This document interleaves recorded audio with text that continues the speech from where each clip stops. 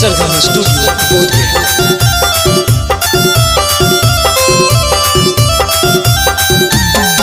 अगर जइबौ नहीं कमाए त खइमी कौची गे मंगरी खाली करो हो ही रगरी एगे अगर जइबौ नहीं कमाए त खइमी कौची गे मंगरी खाली करो हो ही रगरी। मुर्गा फार्म खोल दा राजा जी खइबै मुर्गा के टंगरी। मुर्गा फार्म खोल दा राजा जी खइबै मुर्गा के टंगरी। खइबै मुर्गा के टंगरी। खइमी कौची गे मंगरी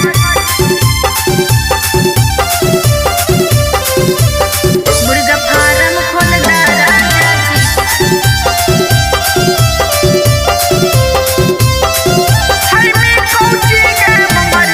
अग नाही हम कमाई बहुता कैसे चलतौ पेट गे बाप दादा राखा कैना एको काठा खेत गे।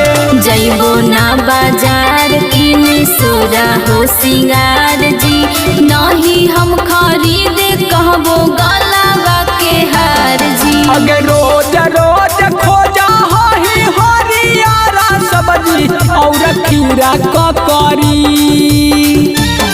मुर्गा फार्म खोल दा राजा जी खइबै मुर्गा के टंगरी। मुर्गा फार्म खोल दा राजा जी खइबै मुर्गा के टंगरी। खइबै मुर्गा के टंगरी। खइमी कौची गे मंगरी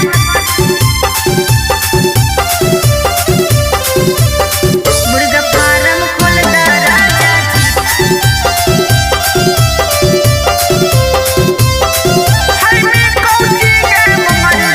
अगे कैसे करैमी बाला बच्चा के पढ़ाई गे झूठा तौना पैसा करमी हमरा से लड़ाई गे।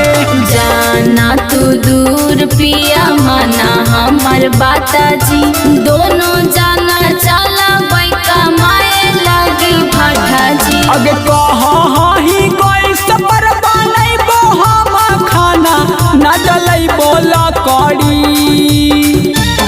मुर्गा फार्म खोल दा राजा जी खइबै मुर्गा के टंगरी।